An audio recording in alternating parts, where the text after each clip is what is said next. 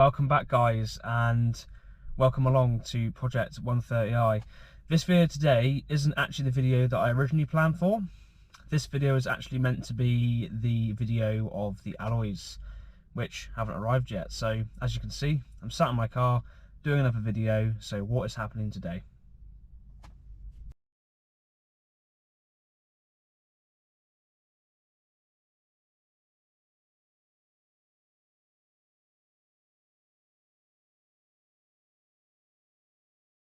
So guys, you might be able to guess what I'm doing by looking at what's next to me in the chair.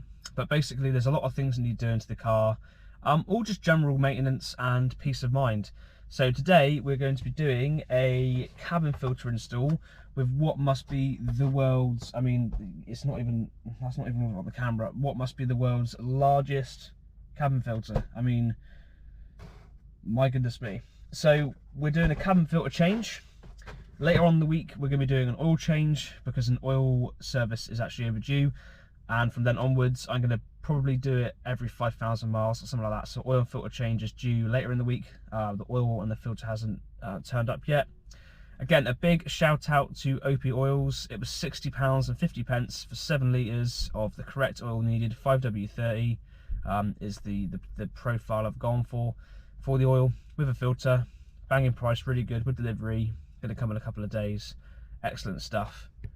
I did wait about 10 hours for the cabin filter down at Euro Car Parts, which is what you would normally expect. But there's one more thing happening today, which is going to benefit performance to a degree, but also longevity of the car, and that is hiding just over there. So this, ladies and gentlemen, is a Piper Cross foam filter, which basically can be put on the car and taken off and cleaned whenever you so wish, once a month, etc, etc. The one that's on there currently is an aftermarket one, but it's very dirty and it's one of those ones that I don't think you can clean very properly, so it's probably affecting performance or not really helping the car because it is absolutely covered in crap, which I'll show you when we come to it. So here it is. It is pretty big. So that is the stock filter. Pretty big filter, to be fair. But I'm going to run you through the installation process, and potentially I'll do a video update at a later date in a video to let you know how it feels and if it sounds any different. So I just want to apologise in advance. I do apologise for the audio of this video. It is pretty windy outside. I'm not really too excited to be doing this either, but it's got to be done. So I do apologise up front if the video is a little bit windy and noisy. Just to mention, on a side note, my first set of actual stickers going on my car, because my car is still stickerless, believe it or not, which is pretty good for me considering I'm a bit of a sticker whore. So my first set are going on today, which are my Instagram, CCCUK Bossman, as we know. So that is my first set of stickers going on today, which I'm going to hopefully put on one of the sets of wind deflectors. But that doesn't really matter to you guys really, but there we go. The stickers are starting, and there will be some Beyond City related stickers going on there at a later date. Here we are then, guys, the N52. So mine's got a limited edition box, which comes in 2 pieces. Yours shouldn't do, so hopefully you haven't got that limited edition, because it's not a very nice one. I'm also going to aim to put some new screws in here today, so we've got screws that are the right fitment as well, all round, just for the aesthetics, but also so the box doesn't go flying, which is not going to, but could be helpful. So first of all, take the lid off. It's not one of these easy ones where you can just take the lid off and change it over. You've still got to take the whole unit out. Just take the lid off while it's here, so you're one step ahead. Okay guys, just a side note that's really fucking annoying is my boot struts, which I did know from day one really, but I wasn't going to mention because it's quite embarrassing, but I have to say. It's windy out here and my boot struts barely hold the bonnet up. It's debatable when there's no wind. So luckily in my car I have my TRX kit, which I've attached from here all the way along to here. What a joke, but a man's got to do what a man's got to do. I don't really fancy that falling on my head because it's pretty heavy, to be fair. But yeah, most of the weight's held up by the struts, look, but it's if it does go, it ain't gonna drop in the wind. because it was doing it earlier, and I don't really fancy being mashed in between that. So that's something it has to replace. Fucking mint. So back to the story. This little wiggle, or in my case a wiggle and a bit of a tug.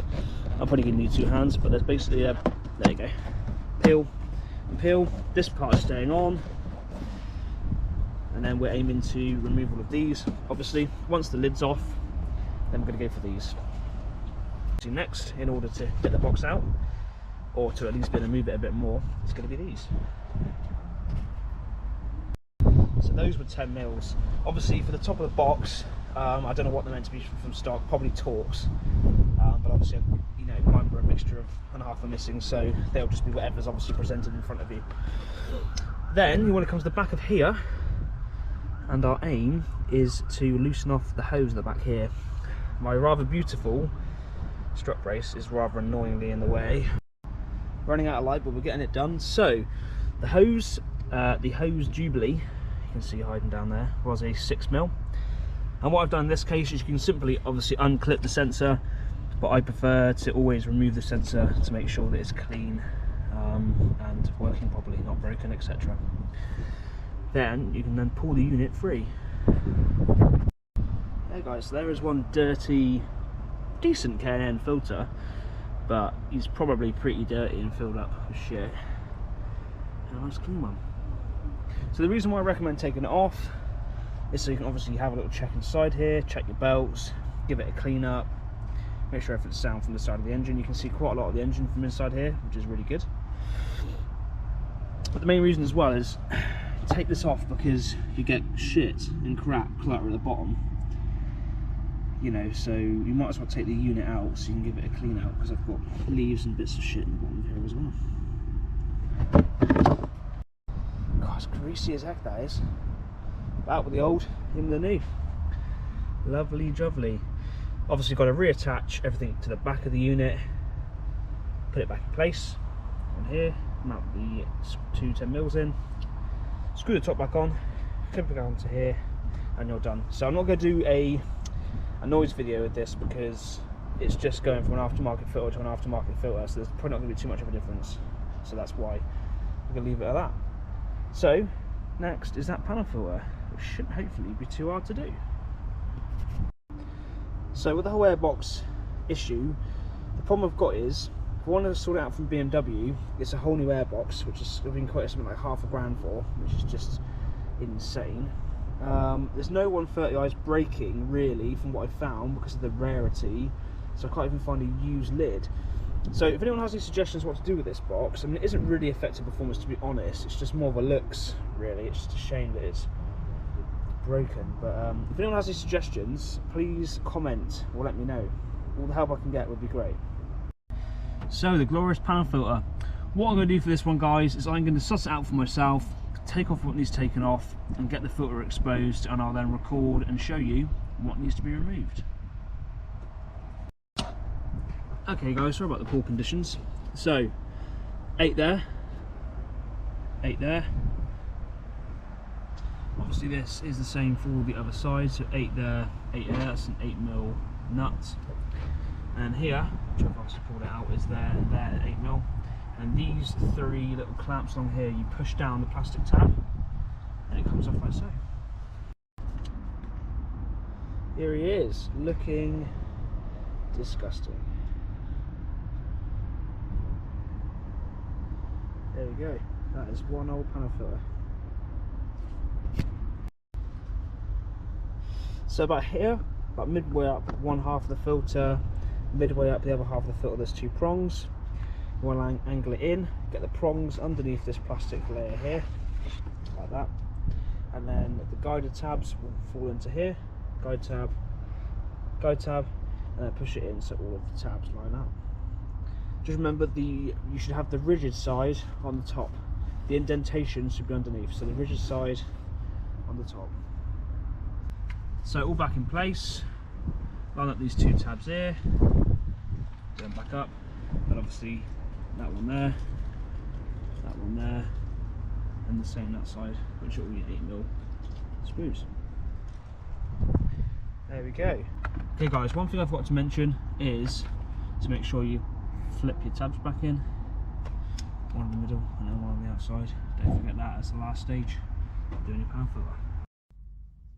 Okay then guys, remember to check that you have updated the service info. So I have got a red, which you'll see is for my oil change. I'm due. Go away. Go away. There we go. There we go. So I'm doing an oil change. There we go. So reset the 1st of the 23rd. And how to do this is very, very simple. Put the ignition on. Hold down here. We'll do it now actually, I'll show you. So hold down this. This is the right at the bottom. There you go. Like so. And then flick between, press the button on the end to reset. Hold it down and it will reset it for you. Simple as that. There we go guys. I know it wasn't very exciting, but thank you for watching. Thank you for watching the whole way through, and I hope you're a little bit more informed about how to change a panel filter on an E87 as well as your air filter. I'd recommend getting the pipe across one that I bought for 2 reasons. Obviously, there may be debatable. It has been found there's a small increase in horsepower, but obviously it's going to help your engine breathe better, so that's always a good thing. Secondly, which is also really important, is that it's going to save you costs in the long run. So it's about £50, about £45, £50 for that filter, but you can clean it monthly whenever you so wish, of course. You can clean it whenever you want to do so. And what it means is you're never really going to have to replace the filter with another one again, which is amazing stuff. So thank you for watching, guys. I do hope that my next video will be the alloys. I can't confirm, but I'm very, very sure that the next video will be that. So see you all then.